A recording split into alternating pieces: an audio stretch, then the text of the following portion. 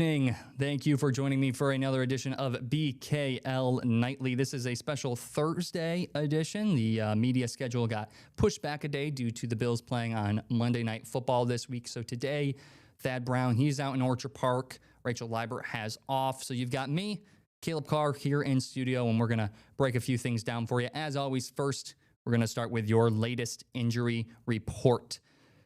A new guy to the list, Dion Dawkins, the offensive tackle. He's new to the report, as I said, limited today with a thumb injury. You also got Dalton Kincaid on that report, the tight end. He was limited as well, dealing with an oblique injury. And then the guy that I just mentioned, who's been living on this injury report, Ed Oliver, you see him right there, still dealing with that ankle injury that he suffered during practice back in week 2. Still no word on whether he's going to be good to go this week or not. A couple other names to tell you about Matt Milano dealing with a pec injury. He did not participate today, did not practice. Another guy that did not practice was defensive tackle TJ Sanders. He's out with a knee injury. You got two safeties, Taylor Rapp and Damar Hamlin. They were both limited today. Rapp with a nose, Hamlin with a pec. And then you've got linebacker Dorian Williams with a knee injury. He was also limited today as well. So one guy that we've been talking a lot about this week is Keon Coleman. By now, everyone knows that he was benched for the first drive of the game against the Patriots due to what head coach Sean McDermott called head coach discipline. So there's a lot of things there. Today was one of the first days that he was actually able to talk to media. So after practice, he sat down with some people and he told them that this benching was expected. And that now him and Sean McDermott are on the same page. So it didn't come out of nowhere, but they have figured it out. They kind of worked through it. But the main thing is that he didn't call this a setback. Whatever you want to call the situation, whether it's whatever led to the sitting, he didn't want to call a setback, much less, instead he wanted to call it growing pains on his way to being the player that he wants to be, both on and off the field. Yeah, it is frustrating because, you're better than that as a person and an individual. And, you don't like the things that it shows. Sometimes it might show that you don't care and things like that, and that's not the case. So you want to limit those things. I think he understands. I think he knows. At the end of the day, this locker room, this team, you don't ever want to let your teammates down, and I think he understands that, and he doesn't want to let us down, and, we move forward. He looked like he was, on his details this morning in terms of when I saw him and when I was around him. So, we'll just continue to, he's going to continue to grow, and we're going to continue to do things the right way, and that's how things work. That's how you win. For him late in that game to score a touchdown, made a couple big plays for us. The third down jump ball, we're going to need more of that from him, and, not going to deter me from going his way at all. I want to be a guy this offense can go to when we need those plays to be made. So, I guess it showed a good bit, but I know a lot of that won't matter if you're not doing the things you're supposed to do on a flip side of that. All right, moving ahead to this week now, the Buffalo Bills will be facing off against the Atlanta Falcons. Their fourth primetime game already. It's going to be on Monday night, the first of a doubleheader, by the way, so big night of football. But one of the biggest pieces of this game is going to be an offensive player for the Falcons, Bijan Robinson. He is widely considered one of the most elusive, one of the best running backs in the game. This is going to be a very tough team offensively to go up against, especially for a Buffalo Bills defense that's kind of been struggling as of late. So Thad Brown, he was out in Orchard Park today, and he got to talk to a couple of the guys about what they're expecting and how they're preparing to go up against such a threat in the backfield. Number one job for any team facing the Falcons is trying to slow down star running back Bijan Robinson, who's number 7 in the NFL, averaging 78 yards per game, and he's got 2 100-yard receiving games already this year. That's the same as the Bills have as a team, and the Bills have played one more game. This Buffalo defense knows they are in for quite the chore Monday night. Bijan is definitely different. He's quick, he's fast, he's everything you want for on the running back. Put him out there, play a wide receiver, remind me like a little bit of Chris McCaffrey. He can do it in the run game, the pass game. He plays all downs, which is somewhat rare anymore, and we have a ton of respect for his game. But you just got to make sure you bring your pads, you know what I mean? Bring discipline, bring everything. Make sure you wrap up. You got to have 10, 11 guys around him because he's not going down off just one tackle. The Bills, maybe still smarting a bit from their first loss of the season, talked a lot on Thursday about honing in on details, cleaning up mistakes. They even termed this week as a reset opportunity or even a wake-up call. We had been getting by, previous games of maybe not playing our best football. And when you played a team that, again, did everything the right way, and, it does wake you up in terms of like, hey, like every week we're going to get the team's best, whoever we're playing's best, and we got to play up to our standard. Attacking it early, sometimes we get in a slump, but we shouldn't have to get into a slump to try to dig ourselves out of that hole. So it's just coming ready as soon as that whistle's blown. Sean McDermott got a question about whether the extra day of rest before a Monday night game can help a team coming off a loss. McDermott said the knee-jerk reaction is to want to play again right away on Monday. But he said the extra time can help a team reflect and evaluate. More conversations about how to move forward better. Adding, quote, it can be good if handled the right way. Alrighty, thank you very much, Thad. We're going to see Thad again in just a moment. As I said, Bills facing the Atlanta Falcons, and there's a lot more than just Bijan Robinson on this team. You've got some great outside weapons in Kyle Pitts and Drake London, and there's a whole ton more that you got to look at ahead of this game. So for more on that, each week we got BKL Roundtable today. We're out in Orchard Park. Thad Brown is joined by Josh Reed, so I'm going to send it over to the boys right now. Time now for the BKL Nightly Roundtable, although today it's just going to be heads-up poker. Josh Reed, Thad Brown here, talking about Bills and Falcons. And Josh, let me get your take on this to start. Sean McDermott today was asked if he thought that both Max Harrison and Tyler Bass, who have been on injury reserve since the start of the season, would play at all this year, and he did not even come close to saying anything towards the word yes. His answer was more of we'll see. Now, look, I think some of that is Sean McDermott's not a doctor. He's not worried about who might be available in 2 or 3 weeks. He's got plenty to worry about with the Falcons as we will talk about. But what was your take on that answer today? Well, I think that is kind of the thing with Sean. I feel like that's the answer we get a lot of times when he's asked about injuries. We know that the Bills have a history of slow-playing guys who are injured. Look, this team is still sitting at 4-1. They know they're going down to Atlanta. Then that's followed up by a bye week. Now, if this was a comment that came out of the bye week, I'd be a lot more concerned about seeing Max Harrison or Tyler Bass at some point this season. He did say, though, that they're continuing to trend in the right direction. So I think that's important to add there. Look, I personally feel, and I'm not a doctor. Sean always says, look, I'm not a doctor. I'm not a doctor either. I would be shocked if we don't see both of those players at some point this season. That's my take. Let me run a theory by you that I have. With Max Harrison, there's an obvious need at that position. They need a player there that could help. With Tyler Bass's position, Matt Prater seems to be holding it down just fine. The question was, will they play football again this year? Now, will they be healthy? Is it possible that if Sean answered honestly with, well, yeah, Max Harrison's probably going to play, but we don't know if we need Tyler Bass, if he in any way separated the two to say, well, I think this for one guy and not for the other, I think it would reveal more than he wanted to, which is one of the reasons why he went with the, as you pointed out, tried and true, Sean, we're just going to worry about this week. I'm not sure how legitimate that theory is, which is why I'm running it past you, but even separate of whether that theory is right, is it possible that even if Tyler Bass is healthy, he doesn't come back and play this particular season? Yeah, we haven't seen much from Tyler Bass, if anything at all. Max Harrison's a different story. We've seen him out in the field. We've seen him out on the practice field. We've seen him ramping it up, and it seems like every practice we see a little bit more and more with him. Look, nothing in pads, so you can't get that excited about it, but you can see that he's starting to get a little more comfortable with the knee. Look, we've heard several times from several different people how serious that knee injury was. And look, he's not only got to get ready physically, he's got to learn, wrap his head around this playbook, and he's a rookie. It might be a different story if you're a third-year guy. You're dead right, though, about the need at that position. Prater has looked pretty good. So Tyler Bass, maybe they continue to push that down the road as long as they can. All right, let's move on to the Atlanta Falcons then. And when you look at this team, I think for everyone who talks about the Falcons, you start and maybe you end with number 7, Bijan Robinson. Watching the broadcast with their game against the Commanders a couple weeks ago, I thought it was interesting that Commanders coaches told the broadcasters they think Bijan has no weaknesses, which is not small praise.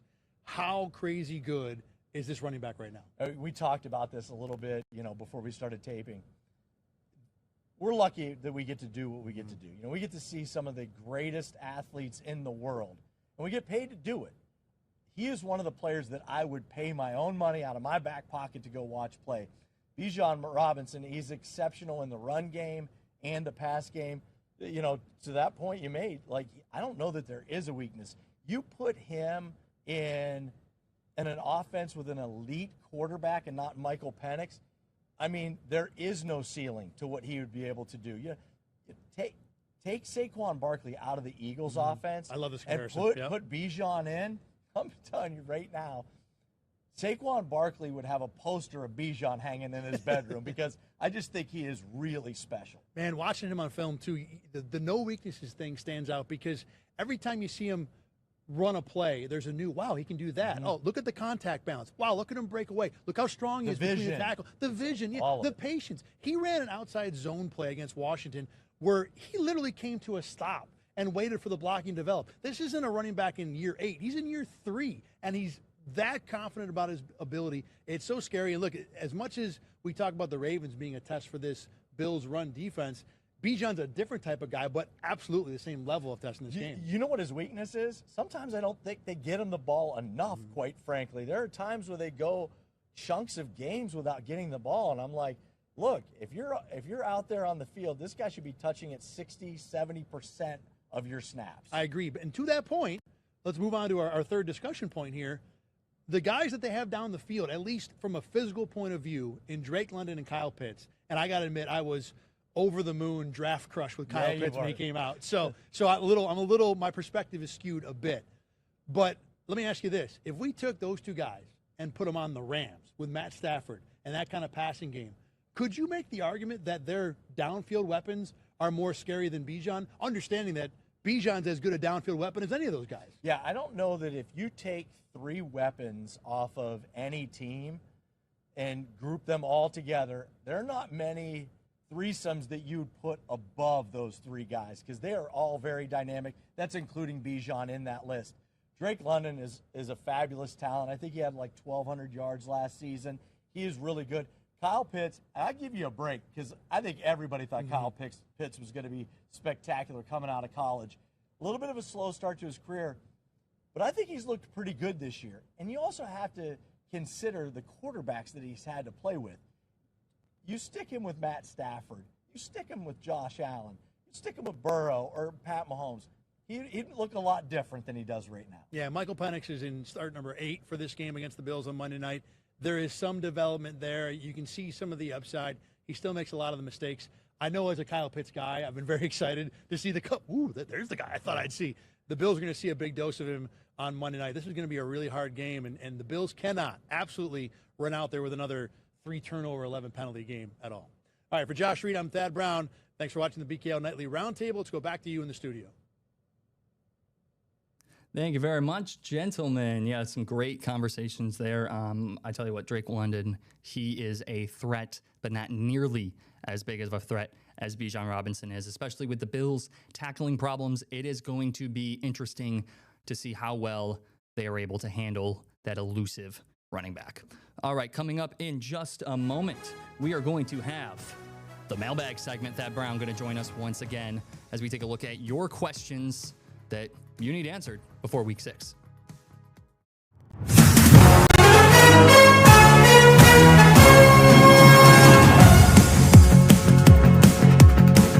All right, welcome back into BKL Nightly. It is time for our weekly segment. We got the mailbag.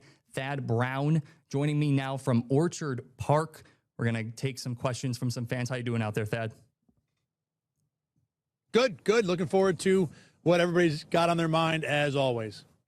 All right, so big game this week. Got a Monday night game against the Atlanta Falcons. We're going to start with Lafayette from Blue Sky, a Blue Sky user. Is the Bills' wide receivers not getting separation? Is that an issue with the scheme, with Josh Allen and the wide receivers themselves, or maybe even a combination of all 3? And also, why don't the Bills run more slants?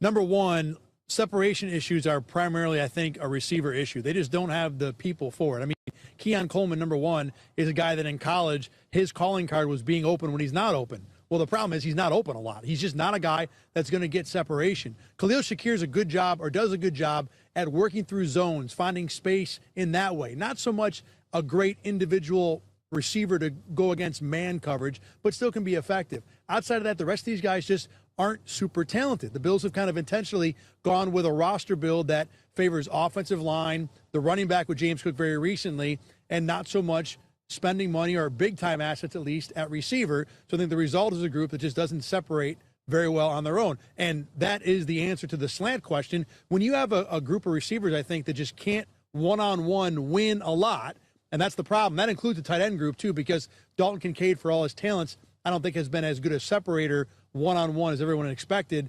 That's not a group of guys that can go with slants as much as some other teams in the league. When you talk about maybe an A.J. Brown or a Nico Collins or a Justin Jefferson, these guys win all the time. So you can run slants with them. With the Bills, it's not as dependable a play, especially when you have Josh Allen. I mean, you think about a slant's like a 3rd and 4, 3rd and 5 play.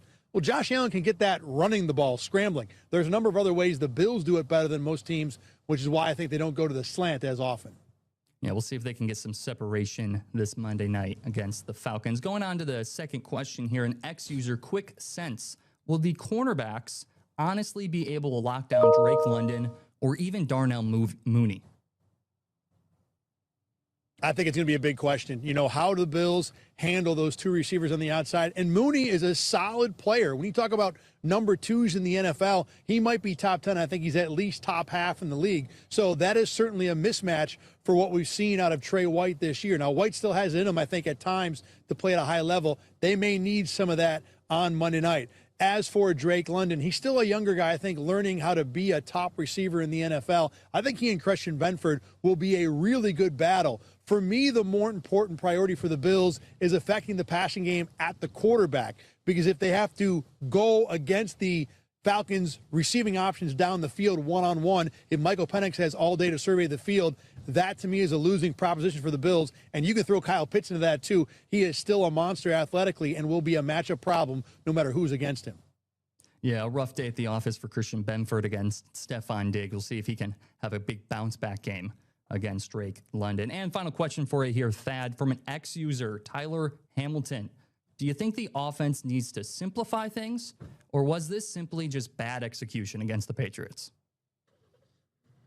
You know what I think it was? I think it was good execution by the Patriots. I was really impressed with how disciplined this Patriots defense was. Look, they didn't stop the Bills' run game in the backfield. There weren't a whole lot of -1s, -2s, but there were a lot of 3s and 4s. They did a great job of making sure that James Cook did not get outside the gate and go downfield for 30, 40-yard runs, number one. And number two, look, the talent the Patriots have on the outside, that's a win. You know, again, this Bills team, like I said in the first part for the first question here, they're not uber talented as a receiving group. So when you go up against a Carlton Davis, a Christian Gonzalez, that's advantage defense. So I think New England just played a really good game. I think there are things the Bills can clean up. The penalties, number one. Look, turning the ball over 3 times is obviously a priority too. This is a Bills team that had not lost the turnover battle in nearly a season and a half. So that right there is one of the big reasons why they only came up with 20 points. I mean, you think about the 2 fumbles you had, the fumble on the first possession, which was 30-yard line or so going in.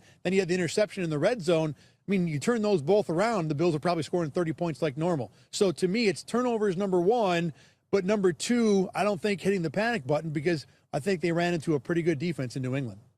Yeah, the Patriots definitely stepped up. They proved that they can play ball with the big boys, and we'll see if the Bills can get back to their clean ways as they normally are when it comes to handling the ball. All right, that's all we got this week for the mailbag segment. As always, every week you can ask that question both on his X and Blue Sky and even on the News 8's Facebook page. All right, well, given that today is the final day until the game, again, Monday Night Football, it's a doubleheader. That's going to be Bills in Atlanta. So given that today is the final day, this is the final show, we got to put out our predictions as always. We're going to start with Rachel Liebert. She's not here today, but we're going to start with her pick. She was undefeated, but she did pick the Bills, which means she falls to 4-1.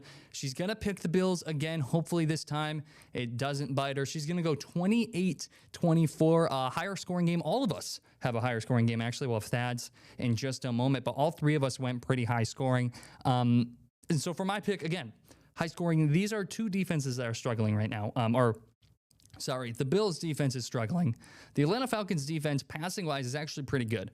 They're actually a pretty good defensive team in the secondary now. When it comes to running the ball or defending the run, they're kind of mid of the pack. So the hope, I think, for this week is that James Cook is able to get going again. We saw him kind of have a down week against the Patriots. So the hope is that James Cook can get going again. He can get going on the ground. But I think the other thing that is really needed for the Bills to win this game is the passing offense. Josh Allen needs to be able to go. He needs to be able to throw the ball down the field. He needs to be able to hit his guys, and he needs Joshua Palmer, Keon Coleman, Dalton Kincaid, Khalil Shakir. He needs them to get open, find space, and make plays. Josh Allen and James Cook cannot be the only two players on this offense that make plays. We need to see a third or a fourth guy, a receiver or a tight end. If Dalton Kincaid can continue his what looks to be a breakout year, if he can continue that, that would be big as well. I think that the Bills offense will figure it out. I'm going to put my chips on the Bills offense, on Josh Allen playing in a dome. This dude's insane in a dome. If he played in a dome every single week, they would give him the MVP halfway through the season. He's insane in a dome.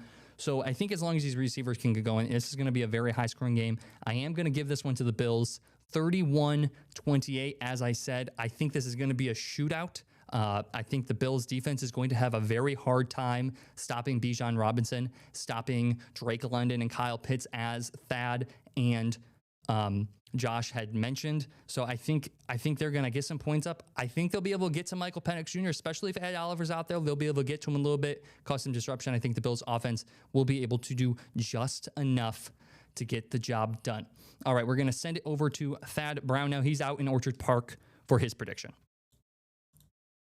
I think the Bills really have to bother Michael Penix in this game. Only his 8th start. Sean McDermott has been notoriously good against rookie quarterbacks, and Penix basically still falls into that category.